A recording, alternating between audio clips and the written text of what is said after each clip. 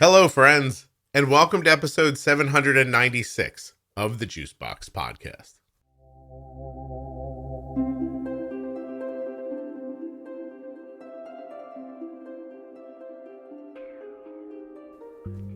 On Thanksgiving morning in 2020, I woke up with this idea of how to talk people through Thanksgiving, and I recorded it and put it up for people to listen to.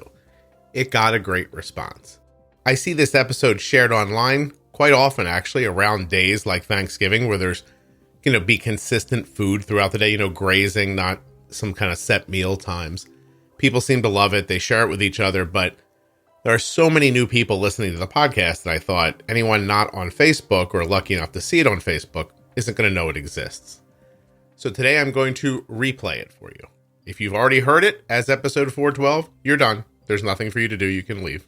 But if you'd like to hear me talk it through, settle in while you're making the gravy, and we'll talk about how to bolus on a hectic day like Thanksgiving. There aren't going to be any ads, but I will list the advertisers before the program starts. Please feel free to use my links if you ever have the need, as it supports the show greatly. I'm going to say this here just quick, even though I think it gets said again in the recording, but nothing you hear on the Juicebox Podcast should be considered advice, medical or otherwise. Always consult a physician before making any changes to your healthcare plan. The Juicebox Podcast has been sponsored for a long time by some great companies. Omnipod, makers of the Omnipod 5 and Omnipod DASH. Omnipod.com/juicebox. By Dexcom, makers of the Dexcom G6 continuous glucose monitor.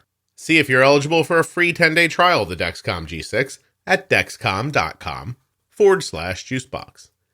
Use the most accurate and easy-to-use meter that I've ever held, the Contour Next 1, at contournext.com/juicebox. My daughter carries Gvoke Glucagon, and you can find out more about it at gvokeglucagon.com/juicebox. Want an insulin pen that does more? You're looking for the InPen from Medtronic Diabetes. InPentoday.com. We get our diabetes supplies from ONEsmart, and you could as well. ONEsmart.com/juicebox. Would you like to see an organization helping people with type 1? All you have to do is go to touchedbytype1.org. And AG1 by Athletic Greens is the drink I drink every morning. You could too. athleticgreens.com/juicebox. Get yourself some AG1. All right, let's find out what I sounded like 2 years ago.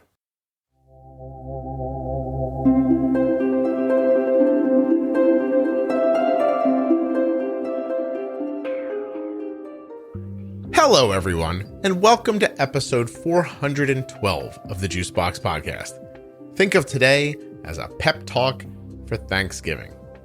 Today, we're just going to talk about how Arden is going to manage on Thanksgiving Day, which, if I'm being honest, really is about how we manage every other day, just that people seem to get very nervous around these holiday situations. And I understand why. There's probably more grazing and snacking. There's also a lot of variables in what you're eating. We'll break it all down, talk about how I'm going to attack it, see if you can't find some good ideas in here for yourself. Please remember while you're listening that nothing you hear on the Juicebox Podcast should be considered advice, medical or otherwise. Always consult a physician before making changes to your healthcare plan, becoming bold with insulin, or stuffing your turkey.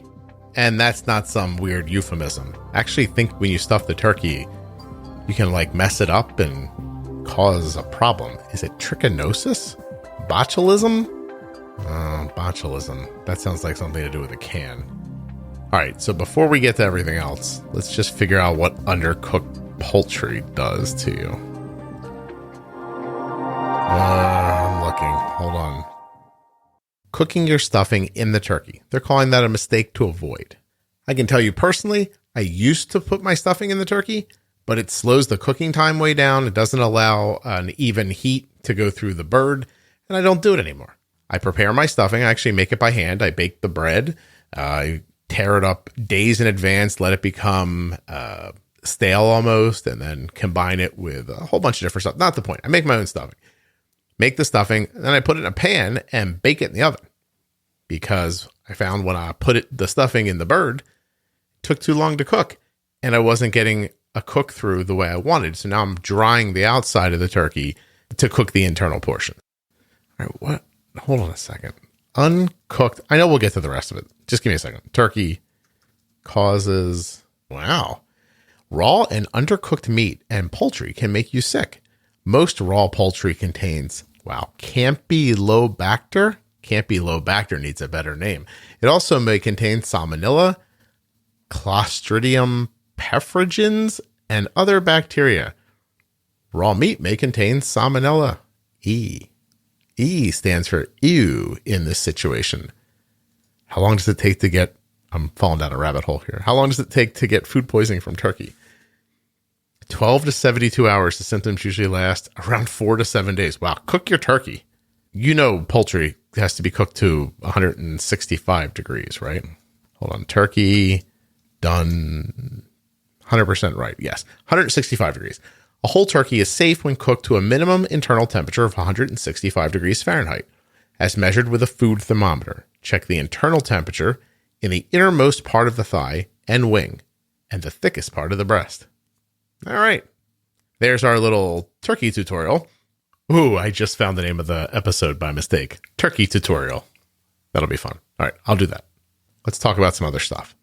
Everyone freaks out around holidays. Oh my God, we're going to be snacking all day. There's food in the house. There's bowls of food on the cabinet. There's grazing. I hear you.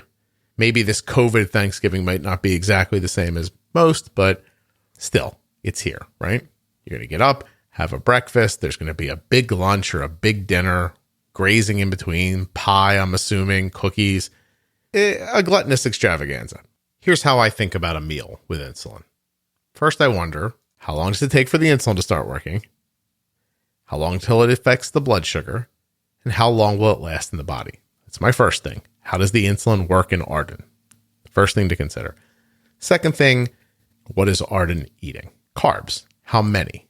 That's easy, right? You count the carbs. Everybody's like, no, it's not easy, Scott, because stuffing, and it's pretty easy. You know what I'm saying? Handful of stuffing-ish is probably a piece of bread and a half, something. You gotta wing it a little bit. I didn't mean wing it because of the turkey. You got to just kind of like roll with it. You got to look and guess, be kind of aggressive, but still the most important thing here is pre-bolusing. Getting your insulin in and working so that it can time itself up with the impact of the food. So what we're talking about here is timing. So that the insulin kind of comes online at the same time that the food comes online. Meaning while the food is pulling up on your blood sugar, you want the insulin to be pulling down. You want them to get involved in a tug of war that no one wins. That's how you keep a stable line. You know, when you see people's lines are super stable on their graphs, but they have food in there and they're like, I bet you can't find the bagel. You know when people do that? Hold on, water. I'm sorry, I've been sick. How do you not see the bagel on the line? Is because that as the food impact is trying to push the blood sugar up, the action of the insulin is trying to pull it down. And so it just creates this stability. No side is winning the fight. So you have to pre-bolus your food. You can't let the carbs get ahead of the insulin. To understand pre-bolusing better, you can check out episode 217, Diabetes Pro Tip, Pre-Bolus. Now, the next thing to consider is the impact that the food or the drink you're having is going to have on the system. And it's not as easy as saying this is 10 carbs, because 10 carbs of Hawaiian Punch will impact your blood sugar differently than 10 carbs of macadamia nuts. I don't know how many carbs are in macadamia nuts, but imagine you've eaten 10 carbs of them. The punch will hit you quickly and harsh, right? Your blood sugar will shoot straight up. While the macadamia nuts, which by the way, I've checked on, and 1 cup of whole or halved macadamia nuts have 19 carbs. So if you have a half a cup of macadamia nuts, which is probably like a handful, you've got 10 carbs. But they're not going to hit with the same exuberance that a simple sugar like a juice would. So keep that in mind for a second. You have 10 carbs worth of impact on your system. If it's something liquid like the juice or something sugary, it's going to happen very quickly. So you need the insulin to be working when the Hawaiian Punch goes in. I have no idea why I picked Hawaiian Punch. I've never drank Hawaiian Punch in my life, nor do I know anybody that drinks it, but that's not the point. The point is you may need a longer pre-bolus so that you can match the action of the insulin up to the impact of the Hawaiian Punch. Now, for something like the nuts, you might be able to bolus for the carbs, wait a couple minutes, and start eating. Because as the insulin slowly comes online and begins to work, the nuts are slowly coming online and trying to push your blood sugar up. Now, the key around these bigger days, I think, is understanding there's going to be a mix of foods, a mix of impacts. Pumpkin pie is sugar and milk, right? There's like milk in it, I think. So there's some fat, but then you have the flour from the pie. So you have two different impacts. You have the sugary filling impact and the carby flour impact. Same with cherry pie, apple pie, sugary and carby at the same time. It's not dissimilar to Chinese food, where you'll get the slower carb impact of rice, but the quicker sugary impact of some of the sauces. So imagine that for pumpkin pie as an example, you'll need enough of a pre-bolus that you'll head off the sugary spike, but you still need enough insulin over the timeline that the pie is going to impact your system to keep down any slow risers. So there's two things in there, a more fast-acting carb and a more slow-acting carb. If you're pumping, you may use an extended bolus, a bolus that would put in a portion up front and drag the rest of it out over time. I'm also a big fan of manipulating basal insulin. Top line idea being that if your basal is set to keep your basic body function stable, and now all of a sudden you're adding a whole lot of carbs over many, many hours, it's reasonable to think that the basal insulin you're using on a normal day might not work as well on a carb heavier day. To learn more about temp basal increases and decreases, go to episode 218, also part of the Diabetes Pro Tip series for temp basal. While we're at it, you're going to want to look at episode 263. It's about how fat and protein impacts your blood sugar. Two things that you don't think of as being impactful on your blood sugar, but they are. Fat slows down digestion. Slower digestion lengthens the time that the carbohydrates impact your system. And protein, as your body breaks it down, your body turns protein into, anybody? Glucose. And glucose is, anybody?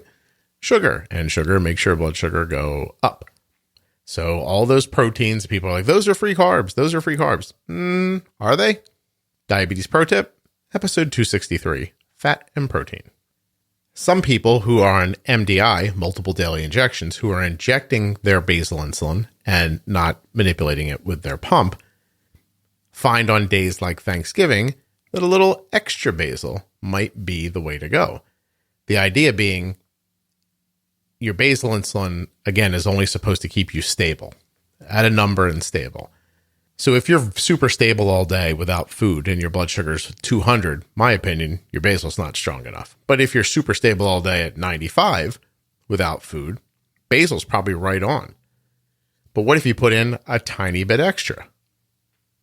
It would be holding your blood sugar down a little farther. But if you're planning on grazing all day and eating, that may again be necessary. All we're talking about is manipulating the insulin to put it where you need it. My goals during the day are really simple. Yours should be too. I'm trying to maintain the steadiest blood sugars as I possibly can, and I want to avoid spikes and significant lows. After food, I don't want Arden's blood sugar to go over 140.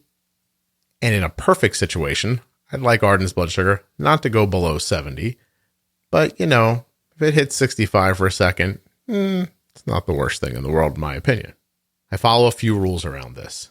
First one is, it is far easier to stop a low or falling blood sugar than it is to return a high blood sugar to a safe range, right? So stop a fall with a little juice, get it leveled out, start over again, or have a 300 blood sugar that you're fighting with all day.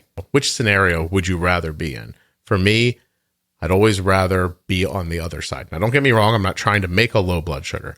I'm saying that they're easier to fix without a rebound. How do you stop a high blood sugar from happening if you've messed up the bolus? Well, I'd look into bumping and nudging a little bit. That's going to be in episode 225, Diabetes Pro Tip, Bump and Nudge. Basically, the idea is this. I think of type 1 management as driving.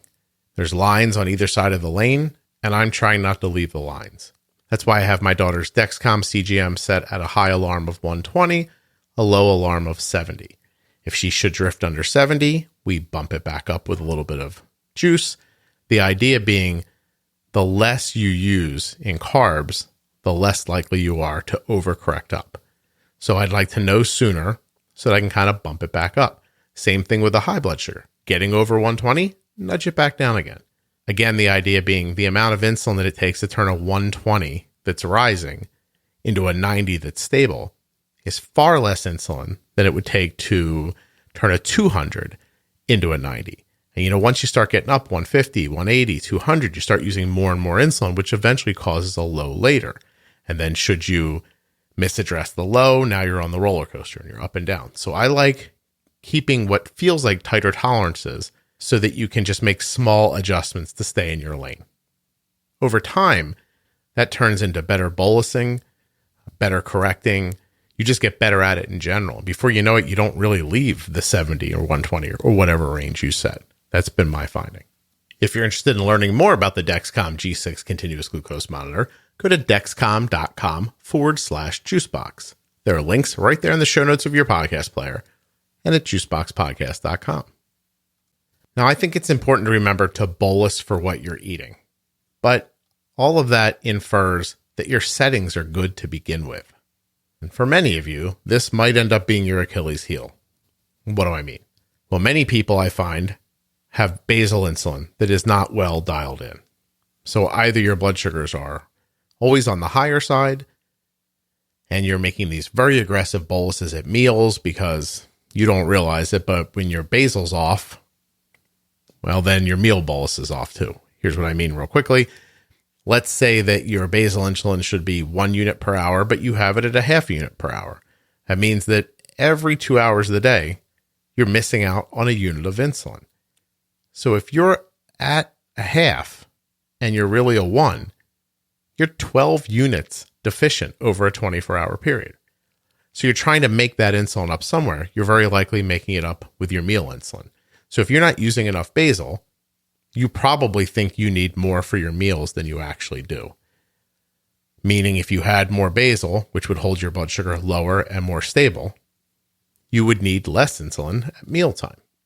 And vice versa. If your basal's too heavy, you're probably one of those people who's like, oh, I barely use any insulin at meals. It's because you have so much basal insulin going throughout the day. You're basically feeding the basal to stop you from getting low. Does that make sense? And if that does make sense to you, but you'd like to learn more, check out episode 237, Diabetes Pro Tip, Setting Basal Insulin. So back to my original thought here. You need to put insulin in for the food you're eating. If you eat something at 9 a.m. and then at 10 a.m. and 11:30 a.m. and then again at 11:45 a.m., these things all need to be covered by insulin. Now, if your settings are right, then what you put in at 9 a.m. is for that food, what you put in at 10 is for the next food, etc., and so on. But if you're too aggressive with your meal insulin, meaning your settings are way off, maybe what you put in at 9 a.m. and 10 a.m. was too much for that. So you're thinking, oh, the thing at 11:30, that's free. It may be, but it'd be better to just get your boluses down better so that you can continue to bolus for the things that you eat. That becomes very important on days like today while grazing's in line. Because what happens is you start thinking, oh, I have enough insulin for that. Then you don't. Then your 100 blood sugar turns into 150. You're like, it'll come back down. And then it doesn't. You have to bolus for what you're eating.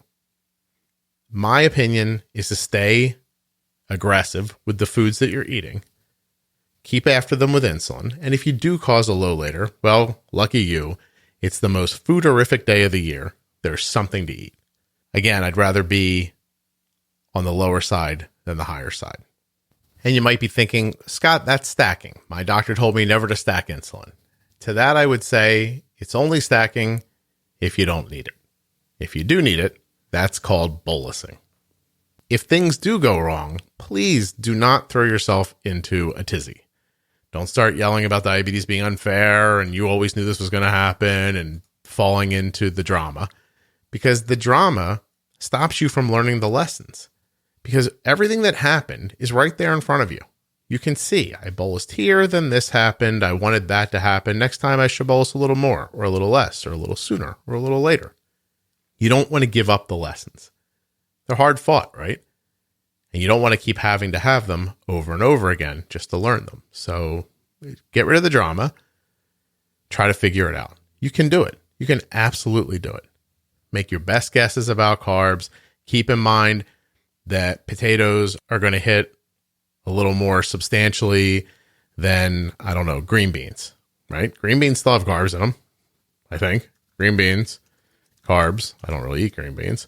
Hold on a second. Yeah, green beans have carbs. A cup of green beans has 7 carbs. I don't really count carbs, actually. I just sort of guesstimate the plate.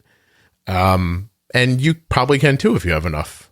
If you have enough, time in the simulator and you've really been able to figure it out, you just sort of look down. You go, I'll tell you right now. Here's how I do a plate. I go potatoes, 30, piece of bread, 20, turkey, 10,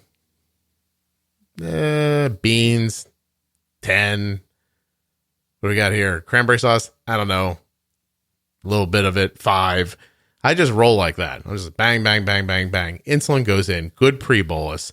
Get a good fight set up between the food and the carbs. And then correct on the backside if you have to. You may have to correct with insulin, and you may have to correct with food. I'm not sure. But sitting around and waiting and crossing your fingers is not a good plan. I would much rather punch first. That's sort of how I think about bolusing. Because this is a sports metaphor, so I'm sorry if you don't get it right off the bat. But you need to dictate the pace, right? You come out swinging, any way you want to think about it. You act first so that the next thing that happens is because of you, because at least that you can measure, right? When you cover your face and you're kind of hiding and you're just hoping not to get knocked out, you don't know what's happening to you. You don't know why your blood sugar is doing what it's doing. But at least you can say, you know what? I had an eclair. I thought it was 35 carbs. My blood sugar went to 200. And later I had to correct with another unit. So next time I'm going to get that unit into the original bolus. I'm going to say, I guess that eclair, maybe it is 35 carbs, but it punches like it's 45 carbs or whatever. Your numbers may vary. But the idea is there. I learn from that. I move on. The next time I have an eclair, I do a better bolus job. That's it. Get out, be aggressive. Don't be scared. Do your best. Test, especially if you don't have a Dexcom CGM. Test. Use your meter. My daughter loves the Contour Next 1 meter, and you can learn more about it at contournext.com/juicebox. But that's how we roll. Arden pumps. I should have said that up front. Arden has an Omnipod. She's had an Omnipod since she was 4, and she is 16 now. As a matter of fact, if you'd like to learn more about Omnipod, you can go to myomnipod.com/juicebox, and Omnipod would be delighted to send you a free, no obligation demo pump. You can actually try it in your home, see if you like it. But that's beside the point. I digress. You have to do what you have to do. Whether you're on MDI and you're going to be a little more aggressive with basal for Thanksgiving, or you're on a pump and you think to yourself, yeah, this is the second day of my Omnipod, but my site's starting to get a little funky, so I'm going to change my insulin pump the night before Thanksgiving. So I have a nice, fresh infusion going on Thanksgiving Day. Those are the kind of little things you can do to prepare. From there, don't get behind, because when you start chasing blood sugars, it takes a special kind of ninja level to crush a high, bring it down, and get it stable again. So as corny as it sounds, you'll never get high if you don't get high. Make sure your basal's right. Learn your pre-bolus times. Understand the differences in different glycemic loads and glycemic indexes of foods, i.e. how hard and how fast they hit you. And go for it. Test when you need to test. Be ready. But don't let it ruin your day. You know what I'm saying?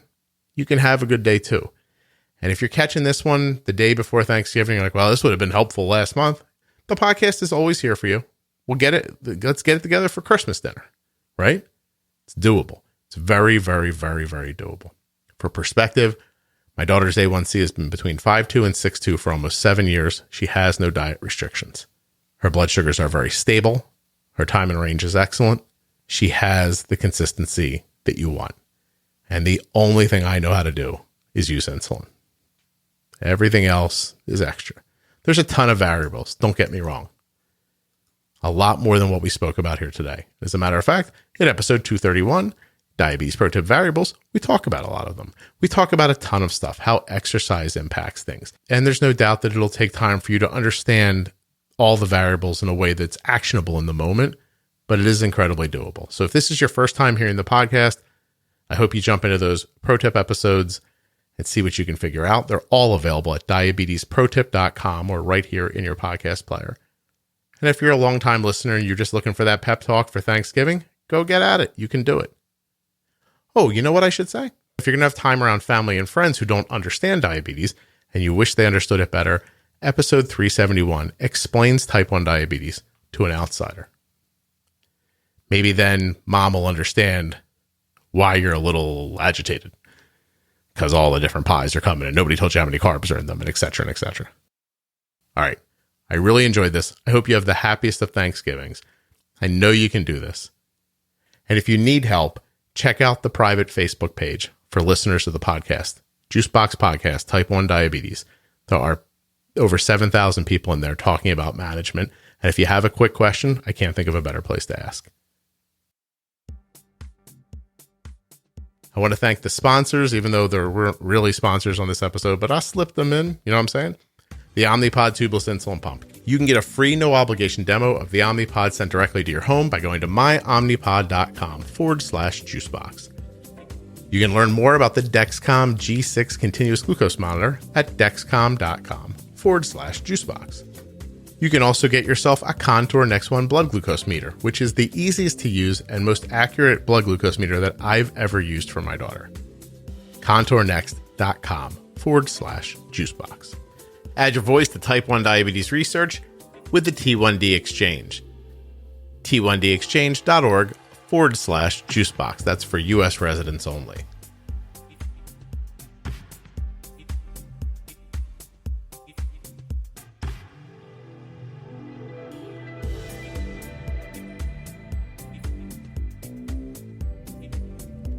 You know, I cook every year at Thanksgiving, and the one thing I can't figure out is how to make gravy myself. I am bad at it.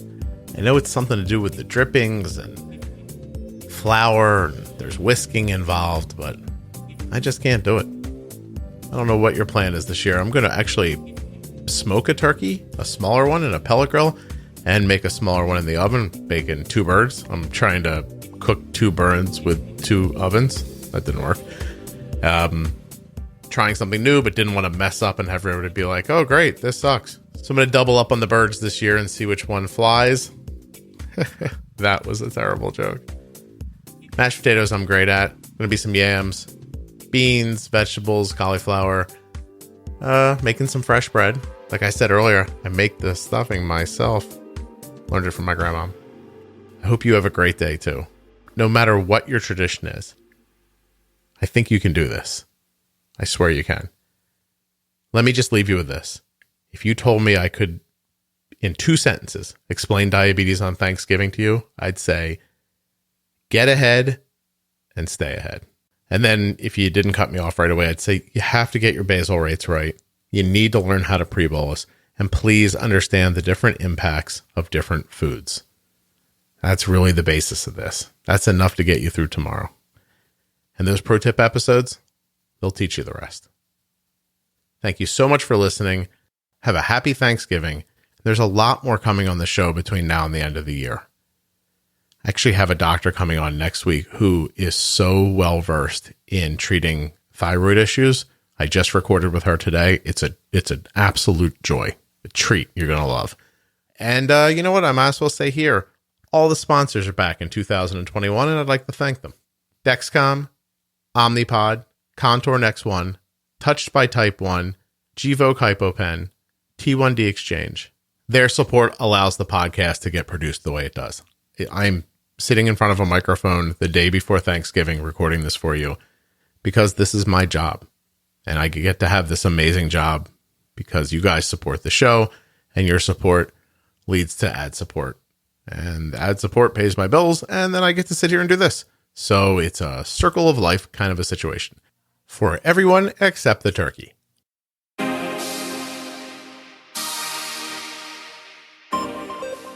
Well, thank you so much for listening. I hope you enjoyed it. I'm sure you're going to do terrific today, or whatever day we're talking about. Maybe it's Christmas or a baby shower, something like that.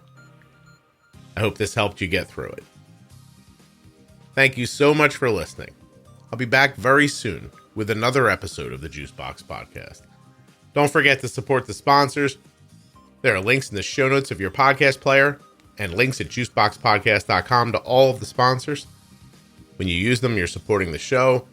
Don't forget to take the T1D Exchange survey at t1dexchange.org/juicebox. And of course, share this episode and the podcast itself with someone else who you think might enjoy it. No matter what day you're celebrating, I hope it's a good one. If things aren't going well or you're looking for a little more help, you should head over to the private Facebook page for the podcast, Juicebox Podcast Type 1 Diabetes, and there will be someone there to answer your questions. The Facebook page is always free, and this is amazing, and it's inhabited by over 30,000 people, just like you. Have a question? Ask it. I bet you someone answers. It might even be me. And now, for the next 35 minutes, I'm going to do my turkey calls, which I've been working on all year.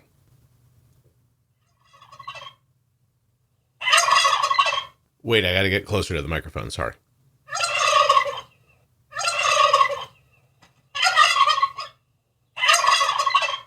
Let me get clear. I got it. Ready?